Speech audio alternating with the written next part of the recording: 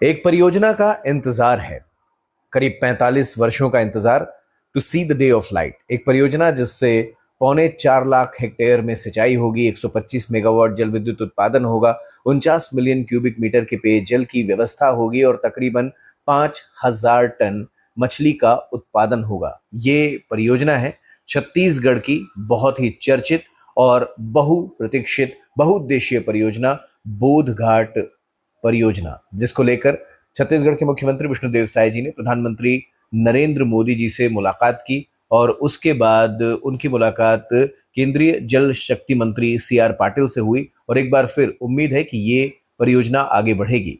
ये परियोजना 1979 के आसपास एक विद्युत परियोजना के तौर पे प्रारंभ हुई थी। 1980 के दशक में वन संरक्षण अधिनियम आ गया और इसमें वापस से स्वीकृति लेने की जरूरत पड़ी। 1985 में परमिशन मिली, लेकिन तब तक छत्तीसगढ़ में नक्सलवाद का आगमन हो चुका था और इसी के साथ विरोध भी शुरू होने लगा।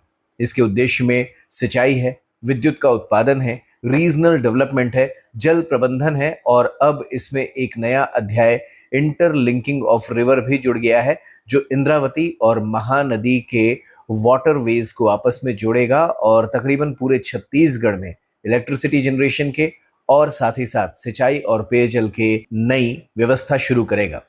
इंद्रावती महानदी इंटरलिंकिंग परियोजना में अनुमानित लागत 49,000 करोड़ रुपए के आसपास है और बोधघाट बांध परियोजना की अगर बात करें तो 29,000 करोड़ की इसकी लागत है। इस परियोजना को लेकर जो चुनौतियां हैं वो सबसे पहले तो आदिवासी गांवों का विस्थापन है। 14 गांव आंशिक रूप से डूबेंगे ऐसी आशंका है। 2,000 से अधिक परिवार हैं।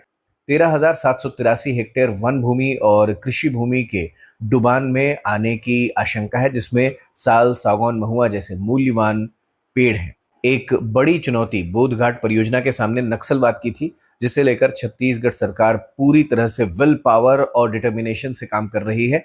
नक्सल प्रभावित क्षेत्र अगर नक्सल प्रभाव से मुक्त होते हैं तो अपने इंतजार से बोधघाट परियोजना मुक्त हो जाएगी और उसके बाद सिंचाई की व्यवस्था, बिजली की व्यवस्था, पेयजल की व्यवस्था, इंटरलिंकिंग ऑफ रिवर की नई कहानी शुरू होगी।